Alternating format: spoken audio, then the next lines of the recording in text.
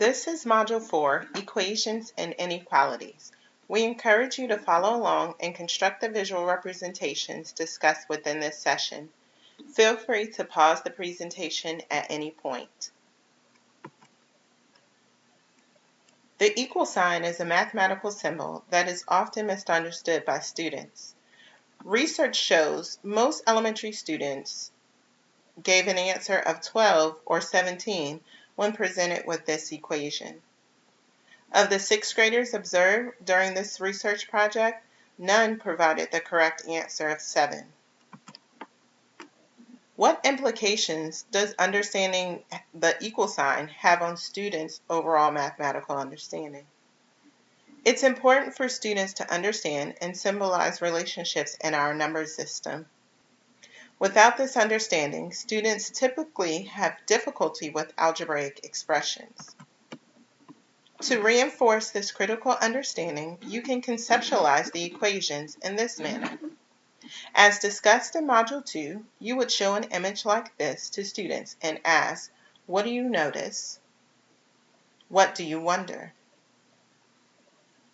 The idea of balance and equality helps with understanding the meaning of the equal sign. Try incorporating true-false sentences such as these. Students must provide justification for their answer of true or false. Notice how these sentences require computation on different sides of the equal sign. Traditionally, the computation is shown on the left side of the equal sign. Transition to equations where computation appears on both sides of the equal sign to further develop the equivalence meaning of the equal sign. Students continue to justify their thinking even with these problems. Relational thinking can be used when solving problems once students understand the equal sign means the quantities on both sides are the same. Relational thinking occurs when students notice and apply numeric relationships between the two sides instead of actually computing the amounts. Variables can be used to represent a unique but unknown quantity and a quantity that varies. In this example, students work to identify the weight of each ball. Allow students time to explore and make observations that help them figure out other facts. Encourage students to use models to represent and explore the problems.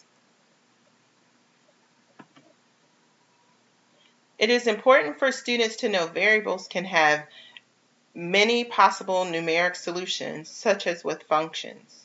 The number line is a good tool to help develop the concept of a variable. Notice this example. Using this example, you could ask students, what is the value of x? Could x be any value?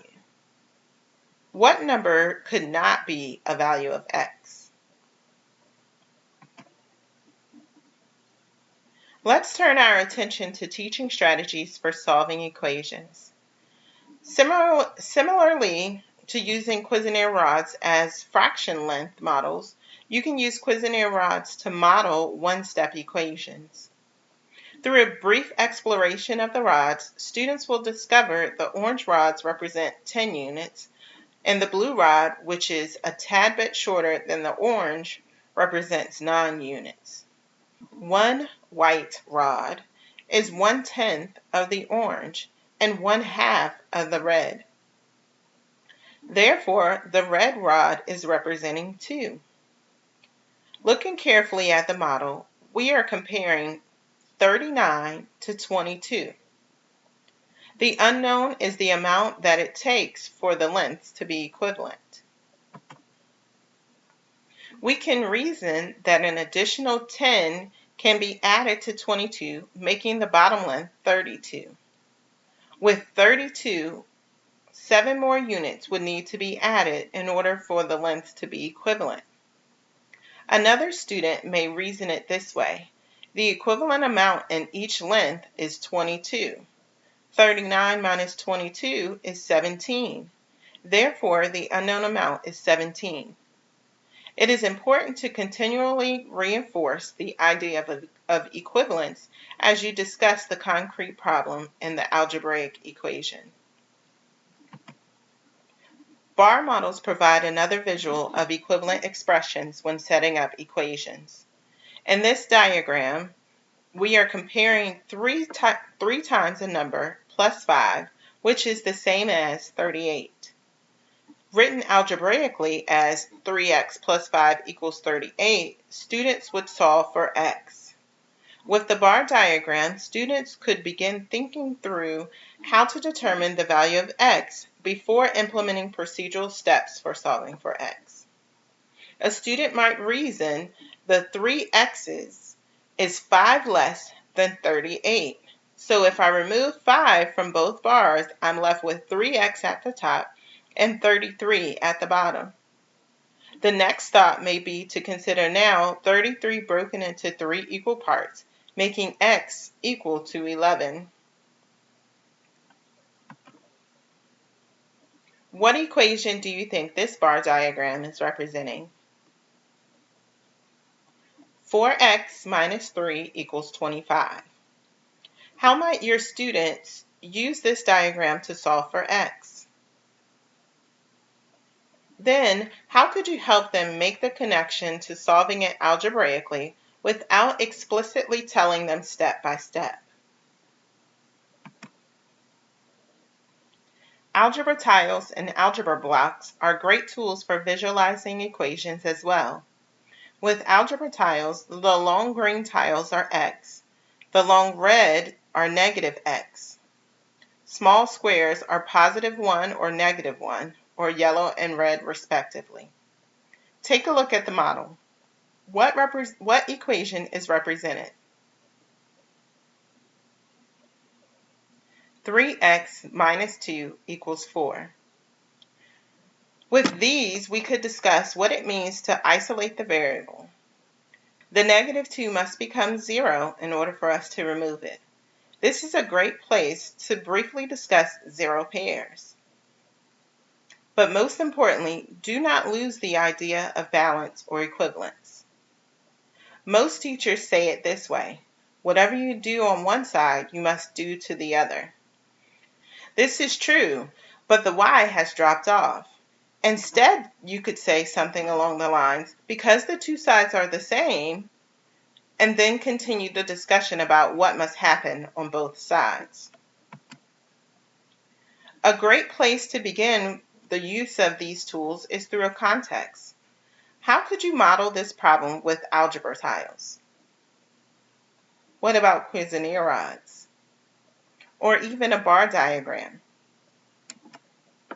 Using tables to organize the information from the context can help when creating a visual of the problem or moving from concrete representation to abstract.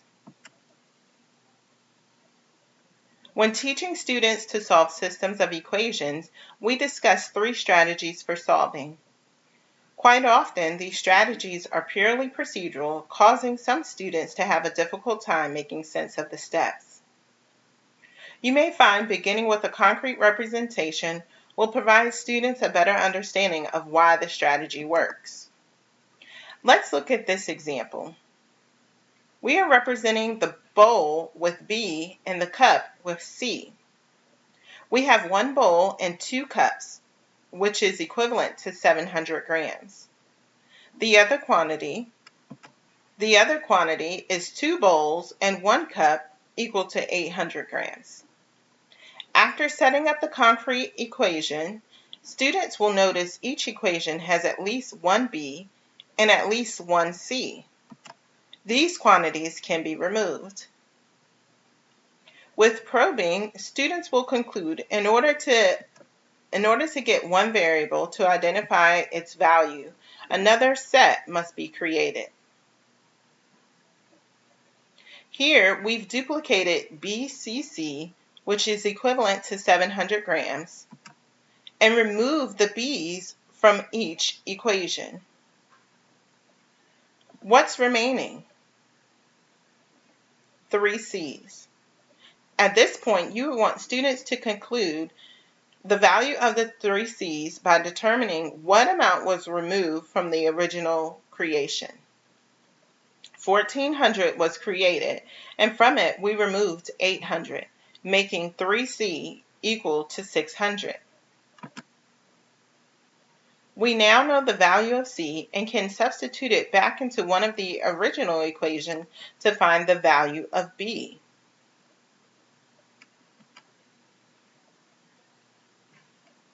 After working with these concrete models for a while, you can make an explicit connection to the algebraic equations. We begin with the given equations.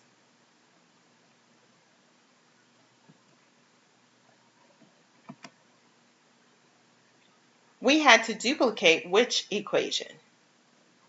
Which amount or quantity was removed? We have eliminated a variable, allowing us to solve for the other. Once we find its value, we can substitute it back into one of the original equations. Our solution for both models is 200, 300.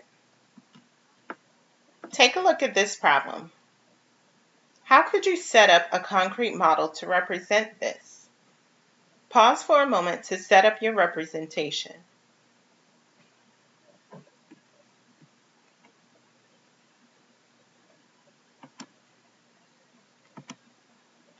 In this problem, identifying labels will be helpful.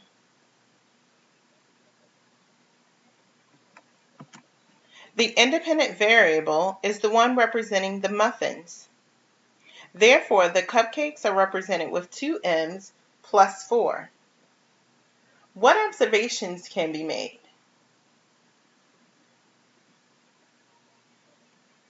If you see 3 M's plus 4, which is equivalent to 40, you're spot on.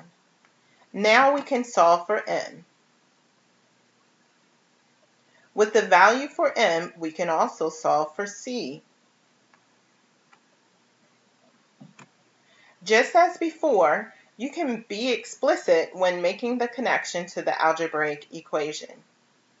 Let's see if you are able to make the connection. As we go through the written equations, discuss its connections to the concrete model.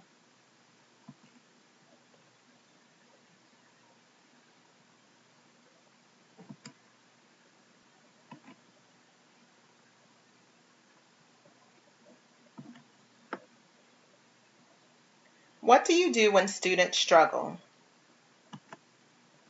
Allow students to work at their own pace of understanding. It's perfectly fine for students to hover between the representational stage and the abstract stage. Tiered tasks are a great way to allow students to work at their own pace of understanding while continuing to move through the curriculum. You may have a single task tiered at 3 different levels: below expectation, at expectation, and above expectation. The task on literal equations from Module 4 could be tiered in this manner.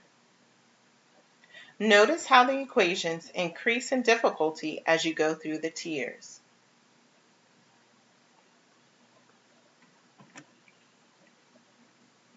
Meeting with small groups of students is certainly beneficial. We have pulled suggestions for implementing small groups. The link listed will provide insight on how other teachers are implementing small groups at the secondary level. This suggestion comes from the Social Emotional Learning and Mathematics session from Global Math Department. It lists a class size of 30 students to demonstrate you do not have to have small class sizes to implement small group instruction. The Georgia Department of Education is not suggesting the Foundations of Algebra class sizes should be increased to 30 students.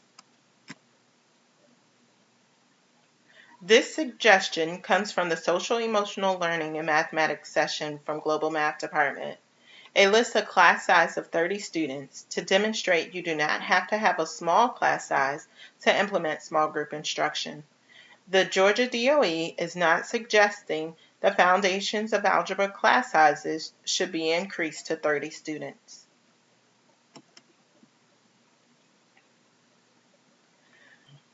The Georgia DOE has created a wiki space for high school teachers to engage in discussions about math teaching using the Georgia Standards of Excellence. Here, you'll find a forum to keep the conversation going, resources, and you may make a few friends there as well. It's a call to action. You are invited to make a difference. Access the online community here at ccgps mathematics 9-10.wikispaces.com.